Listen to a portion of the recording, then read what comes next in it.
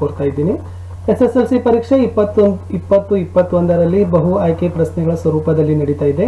So ನಾವುಗಳು ತೃತೀಯ ಭಾಷೆ ಹಿಂದಿಯಲ್ಲಿ 3ನೇ ಪಾಠ ಗಿಲ್ಲು ಪಾಠದ ಬಹು ಆಯ್ಕೆ ಪ್ರಶ್ನೆಗಳು ಮಲ್ಟಿಪಲ್ ಚಾಯ್ಸ್ ಕ್ವಶನ್ಸ್ ಅನ್ನ ಸ್ಟಡಿ ಮಾಡ್ತಾ ಇದ್ದೀವಿ. ಇದು second part video.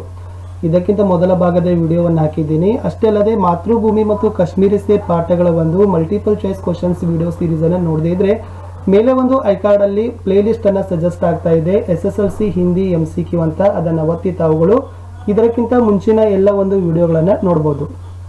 So channel study with ಪರಶುರಾಮ್ಗೆ ಸಬ್ಸ್ಕ್ರೈಬ್ ಮಾಡಿ, ಜೊತೆಗೆ ಬೆಲ್ ಐಕಾನ್ ಅನ್ನು ಒತ್ತಿ ಅಂತ ಹೇಳ್ತಾ, ಸೊ ಬೆಟರ್ ಅಂದ್ರೆ ತಾವುಗಳು ಟೆಲಿಗ್ರಾಮ್ ಗ್ರೂಪ್ಗೆ ಬಂದು ಸೇರಿಕೊಳ್ಳುವುದು ಒಳಿತು. ಏಕೆಂದ್ರೆ ಸೊ ಯೂಟ್ಯೂಬ್ ಕಡೆಯಿಂದ ಒಂದು ದಿನದಲ್ಲಿ 3 ವಿಡಿಯೋಗಳ ನೋಟಿಫಿಕೇಶನ್ ಮಾತ್ರ ತಮಗೆ ಬರುತ್ತೆ, ಹೆಚ್ಚಿನ ವಿಡಿಯೋಗಳ ನೋಟಿಫಿಕೇಶನ್ ಬರೋದಿಲ್ಲ. ಸೊ ಅದಕ್ಕಾಗಿ ನಾವು ದಿನದಲ್ಲಿ 4-5 ವಿಡಿಯೋಗಳನ್ನು ಅಪ್ಲೋಡ್ ಮಾಡೋದ್ರಿಂದ ನಾವುಗಳು ಟೆಲಿಗ್ರಾಮ್ ಗ್ರೂಪ್ನಲ್ಲಿ ಲಿಂಕ್ಗಳನ್ನು ಶೇರ್ ಮಾಡ್ತಾ ಇರ್ತೀವಿ. ಸೊ ಅದಕ್ಕಾಗಿ ತಾವುಗಳು ಟೆಲಿಗ್ರಾಮ್ ಗ್ರೂಪ್ಗೆ ಬಂದು ಸೇರಿಕೊಳ್ಳಿ. ಆ ಟೆಲಿಗ್ರಾಮ್ ಗ್ರೂಪ್ನ ಲಿಂಕನ್ನು ಈ ವಿಡಿಯೋದ ಡಿಸ್ಕ್ರಿಪ್ಷನ್ ಬಾಕ್ಸ್ನಲ್ಲಿ ಇಟ್ಟಿರ್ತೀನಿ. ಶುರು ಮಾಡೋಣ ಗಿಲ್ಲು ಪಾಠದ 2ನೇ ಭಾಗದ ಒಂದು ವಿಡಿಯೋ. ಗಿಲಹರಿ ಕಾ ಲಘು ಗಾತ್ ಇಸ್ಕೆ ಅಂದರ್ ಬಂದ್ ರಹತಾ ತಾ. ಈ ಗಿಲಹರಿಯ ಚಿಕ್ಕದಾಗಿರ್ತಕ್ಕಂಥ ದೇಹ, ಇದ್ರ ಒಳಗಡೆ ಏನ್ ಮಾಡ್ತಿದ್ರಪ್ಪ ಅಂದ್ರೆ ಲೇಖಕಿಯರು ಹಿಡಿದಿಡ್ತಿದ್ರು. ಯಾವುದರಲ್ಲಿ ನೋಡೋಣ. A ಥೈಲಿ, B ಕಾಗದ್, C ಘೋಸ್ಲೆ, D ಲಿಫಾಫೆ. The right answer is B ಲಿಫಾಫೆ. ಲಿಫಾಫೆ ಅಂದ್ರೆ ಲಕೋಟೆ. ಎನ್ವೆಲಾಪ್ ನಲ್ಲಿ ಲೇಖಕಿಯರು ಬರೀತಕ್ಕಂಥ ಸಂದರ್ಭದಲ್ಲಿ ಆ ಗಿಲಹರಿಯನ್ನು ಏನ್ ಮಾಡ್ತಿದ್ರಪ್ಪ ಅಂದ್ರೆ ಈ ಲಿಫಾಫೆ ಒಳಗಡೆ ಬಂದ್ ರಹತಾತ, ಅದ್ರೊಳಗಡೆ ಹಾಕಿ ಅದನ್ನ ಏನ್ ಮಾಡಿಸ್ತಾ ಇದ್ರಪ್ಪ ಅಂದ್ರೆ ಕೂಡಿಸ್ತಾ ಇದ್ರು. Next question. ಗಿಲಹರಿ ಕಾ ಪ್ರಿಯ ಖಾದ್ಯತ. ಅಳಿಲಿನ ಪ್ರಿಯವಾಗಿರ್ತಕ್ಕಂಥ ಖಾದ್ಯ ಆಹಾರ ಯಾವುದು?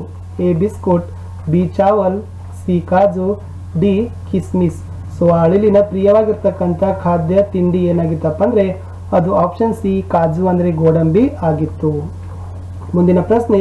ಲೇಖಿಕಾ ಇಸ್ ಕಾರಣ ಸೆ ಅಸ್ಪತಾಲ್ ಮೇ ರಹನಾ ಪಡಾ. ಲೇಖಕಿಯರು ಈ ಕಾರಣಕ್ಕಾಗಿ ಆಸ್ಪತ್ರೆಯಲ್ಲಿ ಇರಬೇಕಾಯಿತು. ಆಪ್ಷನ್ A ಅಸ್ವಸ್ಥತಾ, ಆಪ್ಷನ್ B ಮೋಟಾರ್ ದುರ್ಘಟನಾ, ಆಪ್ಷನ್ C ಲಂಬಿ ಬಿಮಾರಿ, ಯಾ ಆಪ್ಷನ್ D ಉಪಯುಕ್ತ ಸಭಿ. ಸೊ ಲೇಖಕಿಯರು ಮುಖ್ಯವಾಗಿ ಆಪ್ಷನ್ B ಮೋಟಾರ್ ದುರ್ಘಟನಾ ಕಾರಣಕ್ಕಾಗಿ ಅವರು ಆಸ್ಪತ್ರೆಯಲ್ಲಿ ಏನಾಯ್ತಪ್ಪ ಅಂದ್ರೆ ಇರಬೇಕಾಯಿತು. ಈ B ಮೋಟಾರ್ ದುರ್ಘಟನಾ is the right answer. Next question. ಕಥನ ನಿಷ್ಕರ್ಷ ಕೀಜಿಯೇ. ಹೇಳಿಕೆಗಳನ್ನ ಪರಿಶೀಲನೆಗೆ ಮಾಡಿ ತೀರ್ಮಾನವನ್ನ ಮಾಡಿ. 2 ಹೇಳಿಕೆಗಳಿದಾವೆ. ಹೇಳಿಕೆ ಬಂತು. ಗಿಲ್ಲು ಪಾಠ ಸೆ ಸ್ನೇಹ ಭಾವ ತಥಾ ಪ್ರಾಣಿ ದಯಾ ಕಿ ಸೀಖ್ ಮಿಲ್ತಿ ಹೇ. ಗಿಲ್ಲು ಪಾಠದಿಂದ ನಮಗೆ ಸ್ನೇಹ ಭಾವ ಮತ್ತು ಪ್ರಾಣಿ ದಯವನ್ನ ಕಲಿತುಕೊಳ್ಳಬಹುದು. 2 ಪಶು ಪಕ್ಷಿयों के प्रति वर्मा के प्रेम से बच्चे परिचित होते हैं. ಈ ಪಶು ಪಕ್ಷಿಗಳ ಮೇಲೆ ವರ್ಮಾ ಅವರ ಪ್ರೀತಿಯ ಬಗ್ಗೆ ಮಕ್ಕಳಿಗೆ ಪರಿಚಯ ಸಿಗ್ತದಂತಕ್ಕಂಥ 2 ಹೇಳಿಕೆಗಳು ಇದ್ದು. ಏನಿದಪ್ಪ ಅಂದ್ರೆ ಆಯ್ಕೆಗಳು. A ಪಹಲಾ ಗಲತ್, ಮೊದಲ ವಾಕ್ಯ ತಪ್ಪಿದೆ. B ದೂಸರಾ ಗಲತ್, ಎರಡನೇದು ತಪ್ಪಿದೆ.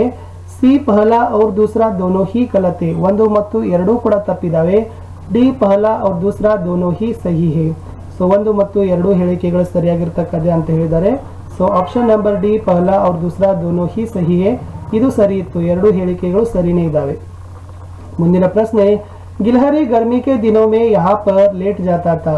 ಆ ಅಳಿಲು ಬೇಸಿಗೆಯ ದಿನಗಳಲ್ಲಿ ಇಲ್ಲಿ ಮಲಗಿಕೊಳ್ತಿತ್ತು. A table, B ಗಮ್ಲಾ, C ಘೋಸ್ಲಾ, D ಸುರಾಹಿ. ಅದು ಬೇಸಿಗೆ ದಿನಗಳಲ್ಲಿ ಆ ಅಳಿಲು ಏನ್ ಮಾಡ್ತಿತ್ತಪ್ಪ ಅಂದ್ರೆ ಸುರಾಹಿ ಅಂದ್ರೆ ಹೂಜಿಯ ಮೇಲೆ ಮಲಗಿಕೊಳ್ತಾ ಇತ್ತು. ಆಪ್ಷನ್ D ಸುರಾಹಿ is the right answer. Next question. ಗಿಲ್ಲು ಸುರಾಹಿ ಪರ್ ಕ್ಯೂ ಲೇಟ್ ಜಾತಾ ತಾ. ಈ ಗಿಲ್ಲು ಆ ಒಂದು ಹೂಜಿಯ ಮೇಲೇನೆ ಏಕ್ ಮಲಗಿಕೊಳ್ತಿತ್ತು. ಆಪ್ಷನ್ A ಲೇಖಿಕಾಕೆ ಸಮೀಪ रहने के लिए, ಲೇಖಕಿಯರ ಸಮೀಪನೇ ಇರಬೇಕು ಅನ್ನೋ ಸಲುವಾಗಿ. B ಟಂಡಕ್ ಮೇ रहने के लिए, ತಂಪಿನಲ್ಲಿ ಇರುವ ಸಲುವಾಗಿ. C दोनों ही सही, 2 ಸರಿ ಇದಾವೆ. D इनमें से कोई भी नहीं, ಇದರಲ್ಲಿ ಯಾವುದೂ ಅಲ್ಲ. ಸೊ ಆಪ್ಷನ್ C दोनों ही सही, ಸಮೀಪ रहने के लिए, ಟಂಡಕ್ रहने के लिए ಆ 2 ಏನದಪ್ಪ ಅಂದ್ರೆ ಸರಿಯಾಗಿರ್ತಕ್ಕಂಥ ಒಂದು ಆಯ್ಕೆಗಳಿದಾವೆ ಈ ಒಂದು ಪ್ರಶ್ನೆಗೆ. ಮುಂದಿನ ಪ್ರಶ್ನೆ. ಗಿಲಹರಿयों की जीवन अवधि कितनी होती है. ಅಳಿಲುಗಳ ಜೀವಿತದ ಅವಧಿ ಎಷ್ಟಾಗಿರ್ತದ? A 1 ವರ್ಷ, B 1.5 ವರ್ಷ, C 2 ವರ್ಷ, D 2.5 ವರ್ಷ. The right answer is option C 2 ವರ್ಷ. ಅಳಿಲುಗಳ ಜೀವಿತದ ಅವಧಿ ಸಾಮಾನ್ಯವಾಗಿ 2 ವರ್ಷ ಆಗಿರ್ತದೆ. C 2 ವರ್ಷ ಅಂತಕ್ಕಂಥದ್ದು ಸರಿಯಾದ ಉತ್ತರ ಆಗಿತ್ತು. Next question. ಮಿಲಾನ್ ಕೀಜಿಯೇ. ಸೊ ಇಲ್ಲಿ ಹೊಂದಿಸಿ ಬರೆಯರಿದ್ದಾವೆ. ಇಲ್ಲಿ ಏನಿದಾವಪ್ಪ ಅಂದ್ರೆ ಏಕಲ್ ಶಬ್ದಗಳನ್ನ ಕೊಟ್ಟಿದ್ದೀವಿ. ಆ ವಾಕ್ಯಾಂಶಗಳನ್ನ ಸೂಚಿಸ್ತಕ್ಕಂಥ ಏಕಲ್ ಶಬ್ದಗಳಿದಾವೆ, ಅವುಗಳನ್ನ ನೋಡೋಣ.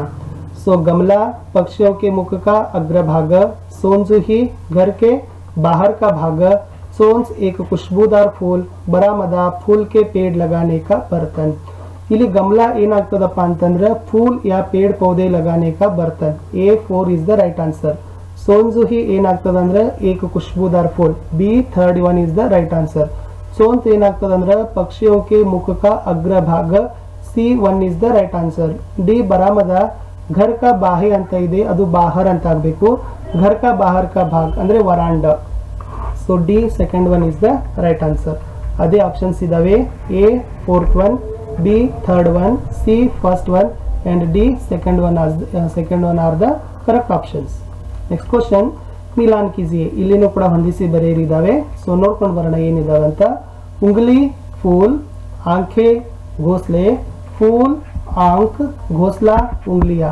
ಇಲ್ಲಿ ಅನ್ಯವಚನ ರೂಪಗಳಿದಾವೆ, ಅವುಗಳನ್ನು ನೋಡಿದ್ರೆ ಗೊತ್ತಾಗ್ತದೆ. ಉಂಗ್ಲಿದು ಸರಿಯಾಗಿರ್ತಕ್ಕಂಥ ಆಪ್ಷನ್ ಇತ್ತು 4 ಉಂಗಲಿಯಾ. ಆಂಖೆದು ಕರೆಕ್ಟ್ ಆಪ್ಷನ್ ಥರ್ಡ್ ಆಂಕ್. ಫೂಲ್ದು ಫಸ್ಟ್ ಒನ್ ಆಪ್ಷನ್ ಫೂಲ್ ರೈಟ್ ಆನ್ಸರ್. ದೆನ್ ಡಿ ಘೋಸ್ಲಾ, ದ ಸೆಕೆಂಡ್ ಒನ್ ಘೋಸ್ಲೆ is the right answer. A fourth one, B third one, C first one and D second one are the correct options. Next question, Milan कीजिए. ಇದು ಕೂಡ ಏನಿದಪ್ಪ ಅಂದ್ರೆ ಹೊಂದಿಸಿ ಬರೆಯರಿದಾವೆ. ಇಲ್ಲಿ ಕ್ರಿಯಾ ಶಬ್ದಗಳ ಜೊತೆಗೆ ನಾವು ಏನು ಮಾಡಿವಿ, ದ್ವಿತೀಯ ಪ್ರೇರಣಾರ್ಥಕ ಕ್ರಿಯಾ ಶಬ್ದಗಳನ್ನು ಕೊಟ್ಟಿದ್ದೀವಿ. ದ್ವಿತೀಯ ಚಿಪಕ್ನ, ಥರ್ಡ್ ಒನ್ ಚಿಪಕ್ವಾನ, ಮಿಲ್ನ, ಎಸ್ ಫಸ್ಟ್ ಒನ್ ಮಿಲ್ವಾನ, ಚಲನ ಫೋರ್ತ್ ಒನ್ ಚಲವಾನ, ಡಿ ದೇಖ್ನ ಸೆಕೆಂಡ್ ಒನ್ ದಿಕ್ವಾನ. ಏನಾಗ್ತದಪ್ಪ ಅಂತಂದ್ರೆ A third one, B first one, C fourth one and D second one are the correct options. Next question, ಮಿಲಾನ್ कीजिए. ಇದು ಕೂಡ ಹೊಂದಿಸಿ ಬರೆಯಿರಿ ಇದೆ. ಸೊ ಇಲ್ಲಿನೂ ಕೂಡ ಏನ್ ಮಾಡಿದಾರಪ್ಪ ಅಂದ್ರೆ ಪ್ರಥಮ ಪ್ರೇರಣಾರ್ಥಕ ಕ್ರಿಯಾ ಶಬ್ದಗಳು ಇದಾವೆ. ಎಸ್ ನಮಗೆ ಗೊತ್ತಿರಬಹುದು, ಭೇಜ್ನಾದ್ ಏನಾಗ್ತದ ಥರ್ಡ್ ಒನ್ ಬಿಜಾನ, ರೋನಾ ಫಸ್ಟ್ ಒನ್ ರುಲಾನಾ, ಪೀನಾ ಫೋರ್ತ್ ಒನ್ ಪಿಲಾನಾ, ದೆನ್ ಫೋರ್ತ್ ಬಾಂಟ್ನಾ, ಸೆಕೆಂಡ್ ಒನ್ ಬಂಟಾನಾ. ಏನಾಗ್ತದಪ್ಪ ಅಂದ್ರೆ options A third one, B first one, C fourth one and D second one is the correct. Next ಕ್ವಶನ್ಸ್ಗೆ ಹೋಗೋಣ. ಕ್ವಶನ್ ನಂಬರ್ 32, ಗಿಲಹರಿ ಕಿ ಸಮಾಧಿ ಯಹಾ ಬನಾಯಿ ಗೈ. ಸೊ ಈ ಅಳಿಲಿನ ಒಂದು ಸಮಾಧಿಯನ್ನ ಎಲ್ಲಿ ನಿರ್ಮಾಣವನ್ನ ಮಾಡಿದ್ರು. ನಂಬರ್ ಎ ಬರಾಮದ ಮೇ, ನಂಬರ್ ಬಿ ಸೋನ್ಜುಹಿ ಲತಾ ಕೆ ನೀಚೆ, ನಂಬರ್ ಥರ್ಡ್ ಒನ್ ಘರ್ ಮೇ, ಯಾ ನಂಬರ್ ಡಿ ಕಬ್ರಿಸ್ತಾನ್ ಮೇ. ಸೊ ಗಿಲಹರಿಯ ಸಮಾಧಿ ಎಲ್ಲಿ ನಿರ್ಮಾಣವನ್ನು ಮಾಡಿದ್ರಪ್ಪ ಅಂತಂದ್ರೆ ಆಪ್ಷನ್ ಬಿ ಸೋನ್ಜುಹಿ ಲತಾಕೆ ನೀಚೆ. ಸೋನ್ಜುಹಿ ಬಳ್ಳಿಯ ಕೆಳಗಡೆ ಏನ್ ಮಾಡ್ತಾರಪ್ಪ ಅಂದ್ರೆ ಅಳಿಲಿನ ಸಮಾಧಿಯನ್ನ ನಿರ್ಮಾಣವನ್ನ ಮಾಡ್ತಾರೆ. ಮುಂದಿನ ಪ್ರಶ್ನೆ, ಇನ್ಮೆ ಸೆ ಅಸಂಗತ್ ಹೇ. ಇದರಲ್ಲಿ ಯಾವುದು ಒಂದು ಗುಂಪಿಗೆ ಸೇರಿಲ್ಲ.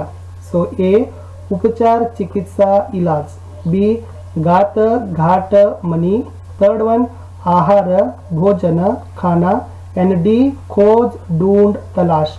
ಈ ನಾಲ್ಕು ಗುಂಪುಗಳಲ್ಲಿ ನೋಡಿದಾಗ so option A C D ಇವೆಲ್ಲವುಗಳು ಕೂಡ ಪರ್ಯಾಯವಾಚಿ ಶಬ್ದಗಳಿದಾವೆ. ಆದ್ರೆ ಬಿ ಯಲ್ಲಿರ್ತಕ್ಕಂಥ ಗಾತ ಘಾಟ ಮನಿ ಇವುಗಳು ಪರ್ಯಾಯವಾಚಿ ಶಬ್ದ, ಸಮಾನಾರ್ಥಕ ಪದಗಳು ಅಲ್ಲ. ಅದಕ್ಕಾಗಿ ನಾವೇನ್ ಹೇಳ್ಬೋದು, ಗಾತ ಘಾಟ ಮನಿ.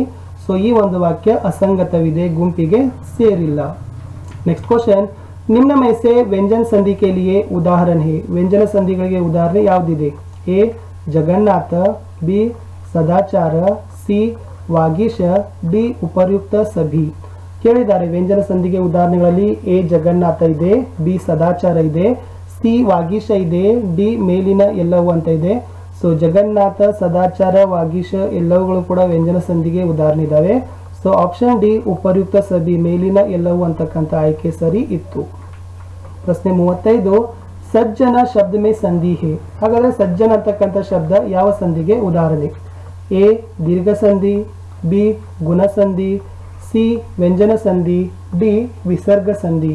ಸಜ್ಜನ ಅಂತಕ್ಕಂಥ ಶಬ್ದ ಯಾವ ಸಂಧಿಗೆ ಉದಾಹರಣೆ ಆಗಿದೆಪ್ಪ ಅಂದ್ರೆ ಅದು ಆಪ್ಷನ್ ನಂಬರ್ ಸಿ ವ್ಯಂಜನ ಸಂಧಿಗೆ ಉದಾಹರಣೆ ಆಗಿದೆ. ಯಾಕಂದ್ರೆ ಈ ಪಾಠದ ಹಿಂದ್ಗಡೆ ನಮಗೆ ವ್ಯಂಜನ ಸಂಧಿಯನ್ನು ಅಧ್ಯಯನವನ್ನ ಮಾಡಕ್ಕಿಟ್ಟಿದ್ದಾರೆ.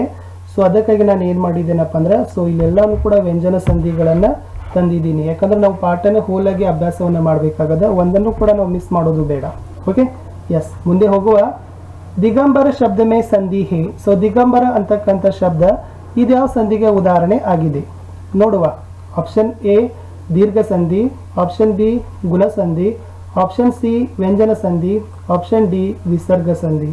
ಸೊ ದಿಗಂಬರ ಅಂತಕ್ಕಂಥದ್ದು ಶಬ್ದವೂ ಸಹ ವ್ಯಂಜನ ಸಂಧಿಗೆ ಉದಾಹರಣೆ ಆಗಿದೆ.